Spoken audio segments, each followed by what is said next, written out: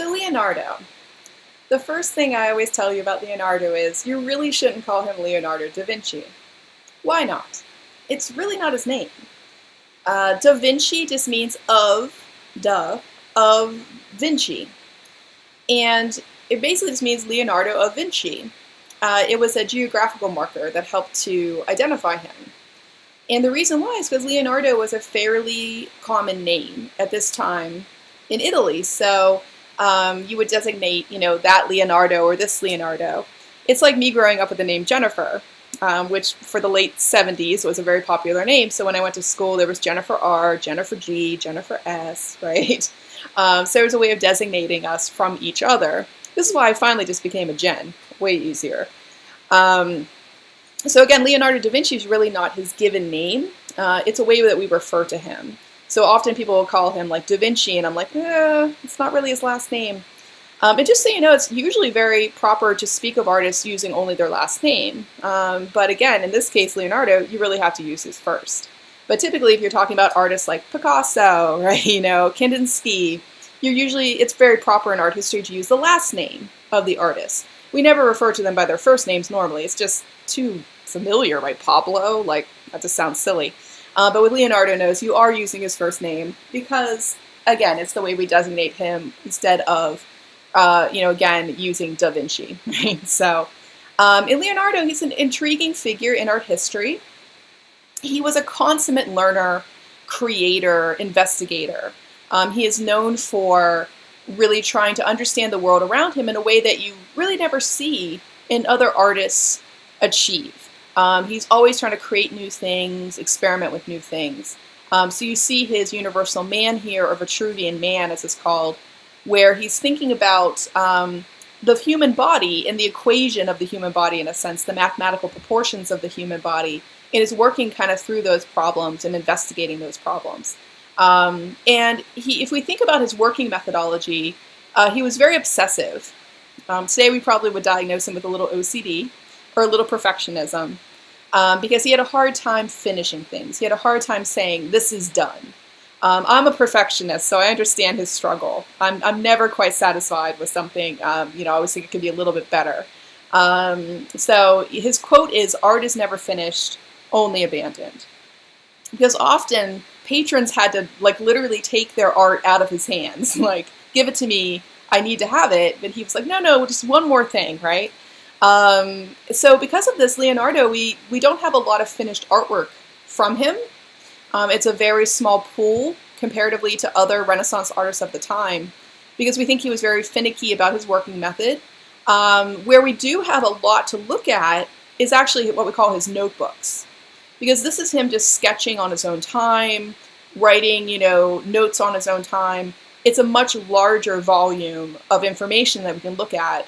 His finished works, though, there's not that many, comparatively. In the notebooks, he kind of, again, goes through and looks investigatively at a number of issues. I always say if you want to know where the term Renaissance man comes from, you really can go back and peg it to Leonardo, because he had his hand in almost any type of learning. You'll notice on the left, this idea of looking at anatomy, dissection, which, by the way, him cutting open dead bodies at this time, which he did, would have been considered quite scandalous. This is a very Catholic time period. He's in Rome. The church would have been like, why are you cutting up dead bodies? But he did that. He went to get dead bodies from the morgue, and he cut them up so he could understand musculature, the systems of the body. And here, obviously, he's looking at the idea of how a baby grows in a mother's womb. And so I would say he's always looking at these kind of systems or how things work. I'm sure if you study Leonardo, you've heard about things like, him making flying machines, right, and aqueducts and, just different types of machinery. So he spent his whole life, kind of trying to work through different problems, and not just artistic problems, but you'll notice problems that are scientific in nature, medical in nature. He's not just working from an artistic standpoint. So he is definitely the Renaissance man in that way. He also loved to keep secrets and be a little tricky. You can note that in his mirror writing that you can see on the notebook pages. He actually wrote backwards. So you have to hold it up to a mirror to be able to read the pages. And so he seemed to have this kind of sneakiness within him, like he's always kind of trying to figure out how to hide something in his work, or how to have a joke in there, or have something unexpected. Which leads us into talking about Mona Lisa, which is considered probably his most famous work. And people to this day go back and forth about, what are we really seeing when we see Mona Lisa? Are we seeing what he put on paper? That this was a portrait of a wife of a powerful merchant in Florence, Lisa Girardini del Giocondo, like a real person, right? Or is it something else? And the reason why people ask, is it what it appears to be, is because the portrait doesn't fit any of the norms of portraiture at this time. First off, it was in Leonardo's possession when he died in France. He had gone to France to work for the French king and actually died there. And when he died there, the Mona Lisa was actually in his possession. So the argument would be, if this was for a very beautiful young merchant's wife, why did he have it in his possession for like 10, 15 years after he began painting it? That would make no sense, right? This is also why it's in the Louvre in Paris. It's because again, he died in France, and then the artwork stays in the French collection, rather than being back in Rome or being in Florence, let's say. So again, people are like, is this really, a portrait of this woman? And if you think about how she's presented to you, she's not presented as a woman of this time typically would be presented. She's shown very plain, no jewelry, no hair dressings or, embellishments of any kind, no furs. She's very simple and plain. And if you look at the background, I always joke, like, does she live in hell? It's really not very inviting. Usually the background of portraits of women at this time, you'd see these beautiful rolling hills, green grass. They were trying to show off to you like the land that they lived on, right? The land that their husbands owned. It was a way of just showing your luxury on all levels. So she's not luxurious. She's simple, plain, and straightforward. So again, it leads us to say, is it what we think it is? And then there's always, of course, the famous, is this Leonardo in drag argument? And you might say, what? Later when we see Duchamp's work, you may agree a bit more with us. It'll be a while. It'll be Dada when we get there and talk about that. But, one of the arguments about this piece is that it's Leonardo posing as a woman. People cite the hands, for instance, as being more mannish. And again, this idea of like hiding something unexpected in plain sight. It seemed that this was somewhat of Leonardo's game, right? To hide things in plain sight that you would sort of stumble across. So again, many people question, is this what we think it is? So it has led over the years to a powerful kind of struggle about how people interpret the Mona Lisa. And again, some people suggest, Leonardo was known for hiding stuff or being kind of sneaky and secretive. So, could you maybe imagine this? I wanted to show you the actual scale of the Mona Lisa because this is something people underestimate. They think it's a really big painting. Here it is in the Louvre behind bulletproof glass and a big balustrade that separates you from it. And you'll notice it's not a very large portrait. So again, a lot of times people see it in the classroom and they see it online and they think, oh, it's a really big portrait. I'm like, no, not so much, right? Scale can often be very deceiving.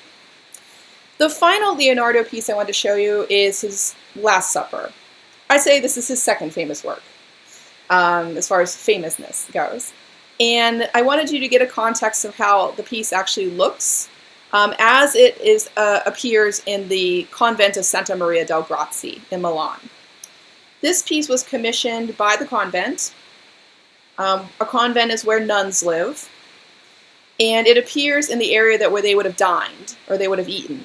So there's a little bit of irony in that, or a little bit of tongue-in-cheekness with that, we might say. And like I said, Leonardo, he had a little bit of a comedic streak, we think, kind of hiding in there.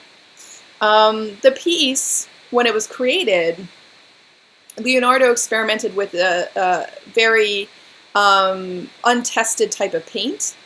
He actually mixed fresco paint, which is like a plaster and pigment mixture, with oil paints, which is oil and pigment, and applied that to the wall. Now, if you know anything about your painting mediums, oil and fresco usually don't go well together, and definitely didn't work out so well here. Typically, when you paint on a wall, you simply use fresco. You use plaster affixed right to the wall. But he deviated from that. This is why the painting is in such bad condition.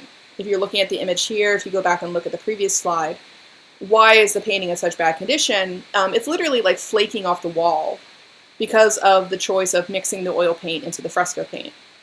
Conservationists have tried to work with this painting over the years. They've tried their best to try to, fix it as best as possible, but it's an ongoing battle that conservationists have with it. So the little bit about the materials here and why it looks as rough as it does. The painting's subject is very straightforward on the surface. The idea of the Last Supper. In the center, you have Christ and the 12 disciples arrayed around him on either side. One major deviation that Leonardo made was to put Judas on the same side of the table as the other disciples.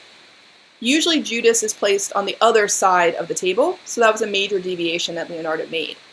Judas, by the way, you see him leaning out towards us, clutching the money bag. He's the only one who's kind of not in the same row as everybody else. He sort of leans out towards us with the blue garments on, clutching his money bag. So that was the way that Leonardo sort of distinguished him from everybody else. You'll notice that everybody else is really in pairs of 3, and they kind of roll away from Christ in the center and kind of roll back. You can see linear perspective here. Look at the way that the lines come down through the ceiling, and also from the walls, right? And they all center around Christ in the center of the painting. So he is the center of the linear perspective or the one-point perspective. The 3 windows behind Christ, we believe, is a signal of the Holy Trinity, Father, Son, Holy Ghost, and a way of making that sort of symbolic connection. So on the surface, this seems like a pretty straightforward painting, right? Last Supper, nothing really crazy to see here. But people talk about, if you actually dive deeper into the Last Supper, that you get to see some sort of hidden messages that perhaps Leonardo was leaving for us. One other thing I wanted to mention is you'll notice that Christ, he sort of operates as what we call a figure triangle here. So if you've ever studied formalism and how you set up a painting, often to anchor a painting or give it stability, you put a triangular figure in the center that helps to sort of center the painting and hold the painting down. So again, Leonardo is using very classical methods, linear perspective, figure triangles. It's all very straightforward. What's not straightforward, as I mentioned, is how he's maybe dealing with the characters here, what's meant to be symbolized. For instance, Judas on the same side of the table, but behind Judas, you'll notice, is this sort of androgynous figure that many used to think was St. John. Now many people ask, is it Mary Magdalene? And if you look at St. Peter, who's next to her, and St. Peter became the first pope, or the father of the church, as we say, he looks like he's making this kind of slashing gesture across the throat of the figure. And if you look to the left, you also see this disembodied hand with a knife. Leonardo was very famous for writing about how women were sort of left out of the story of early Christianity, that it's a very man's religion. So he's on the record of sort of writing about like what happened to these women, what happened to these powerful women in the stories, and why is the church structure sort of based on church fathers? Why are there no church mothers, let's say? And it was said that he was very interested in the Mary Magdalene lore and how she fit into the early church as well. So some people think that he sort of hides this in plain sight and then asks us to think about it. And the knife perhaps implying, is someone killing, this idea of women in the church. Again, these are things that people contemplate, they theorize about. They're very hard to prove. But again, if you've read Leonardo's diaries, you know that he often goes here. He goes to different places. He does these weird things. In this painting, for instance, he hid musical notes behind the head of the disciples. So when they came in later and x-rayed the painting to conserve it, they found these musical notes. They still don't know what they mean. And they still wonder if Leonardo understood that something like x-ray technology would be invented in the future. And so he put them there on purpose. Leonardo, he was an interesting guy. He was always kind of thinking about, again, experiment, invention, right? Projection, the future. And even though he really couldn't hold himself to make a lot of finished artwork, it's a little too bad because I think, again, he was such a eccentric but intelligent man, right, at the end of the day. I'll leave you in this video with this slide. And I provide it because it's a good foil for Michelangelo that we're going to talk about next. Leonardo, as I mentioned, was kind of the sort of, I would say he's kind of the old man of the group. And he's very elegant and very refined, kind of the old guard artist. And Michelangelo was a bit younger than him and was a little bit sassier and, you know, kind of rough around the edges. Michelangelo's known for being kind of a brute, you know, not somebody who was very polished. And Leonardo and Michelangelo were said to argue about the role of the painter versus the role of the sculptor. Notice that Leonardo was a painter, Michelangelo will be a sculptor. And so you'll notice that here, this is a little bit of a backhanded way of Leonardo saying, well, what do sculptors really do?